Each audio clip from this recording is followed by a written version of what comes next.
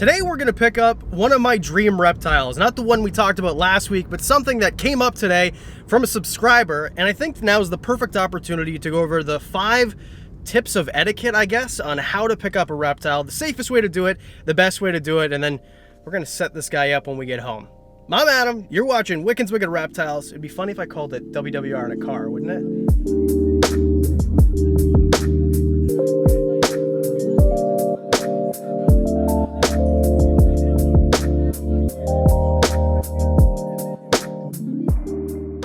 Tip number 5 is just safety, and this is for classified ads, right? Like if you're gonna go to a Kijiji meetup or a Craigslist, I guess in the States, of course, right? Then you wanna make sure someone knows where you are. If you go to a reptile shop or something like that, that's a different thing.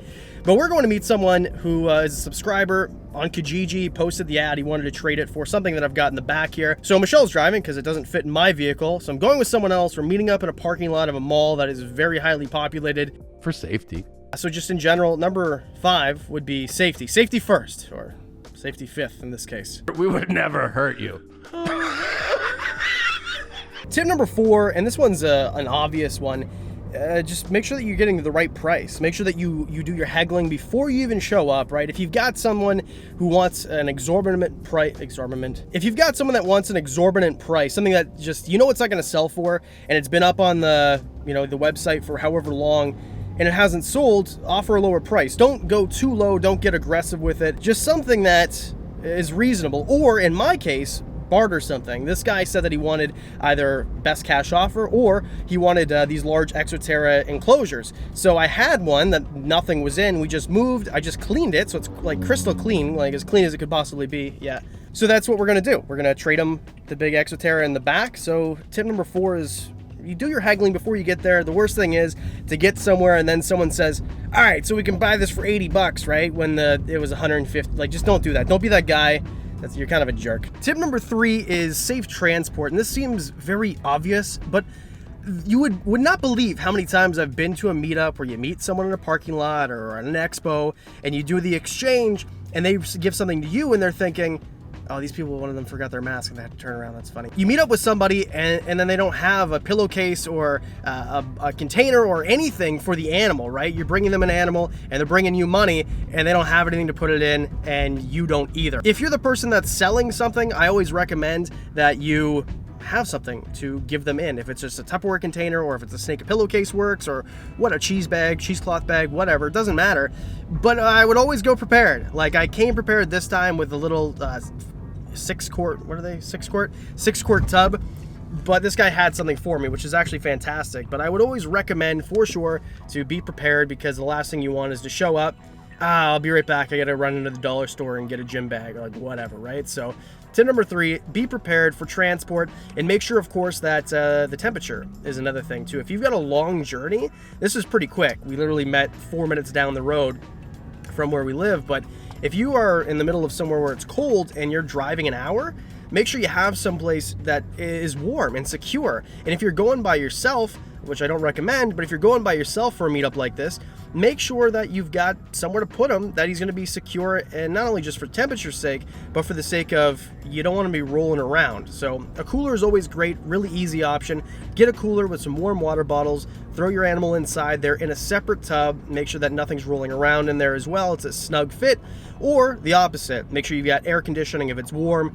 Obviously you're going to keep yourself cool, so anyway, we're dragging this on. That's your tip number 3. Before we get to number 1 and set this guy up and tell you what it is that we got, put in the comment section below if you haven't already what you think we got. Tip number 2, ask questions. Ever gone mountain biking? What do you want to be when you grow up? What's the right tip? Have you called a plumber to your home lately? I know it seems so simple. Of course I would ask questions. Why would I not? A lot of people don't ask questions. How old is it? If it's something like what we have, I'm gonna have to reveal. Ask what locality it is or what morph it is. Ask what, because the thing is, right, there's certain species where one locality to another locality have completely different humidity requirements. So you want to know, how old is this thing? What is it eating? Is it eating well? Is it shedding well? Do you have, any other animals in your collection? Just as a simple, because you're gonna ask, does it have mites? Is it healthy? Whatever.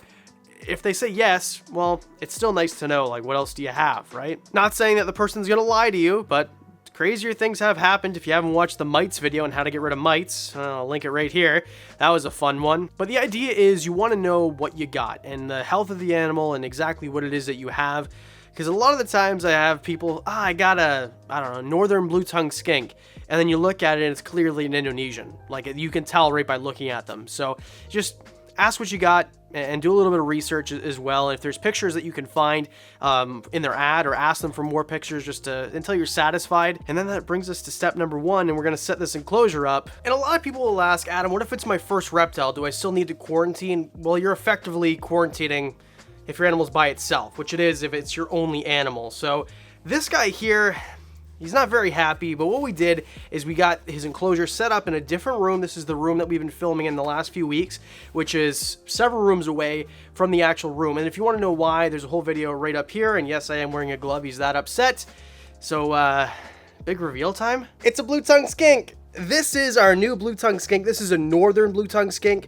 So you'll notice he's much different than Irwin, and just his pattern, his color, his tongue is way more blue. He's small and he's definitely very much in shed. So I'm really happy to have this guy. And the reason I have gloves on, I probably don't even need them now, but he was hissing at me like crazy. And blue tongues, if they want to take a bite out of you, it doesn't feel great. So just make them feel comfortable. And I guess to finish off tip number 1, make sure that you've got a quarantine area, but if at least in an area that is set up for your skink or whatever it is that you're bringing home, so that they feel comfortable. You don't want to bring them home and their area is not up to temperature. So before we left, we set this up, we brought it up to temperature, and then I added some of the furnishings in it as well. So now he's got an area that's set up, he's ready to go, and he's going to be a happy little guy away from everywhere else. Don't fall. And I know you're thinking, well, you shouldn't be holding him, right? You don't hold your skink or your snake as soon as you get him. I think maybe we should do a top 5 myths about getting a new reptile. I don't know. What do you think? Put it in the description below if you'd like to see that type of video. Do you like these vlogs type videos where I'm not just sitting at a desk?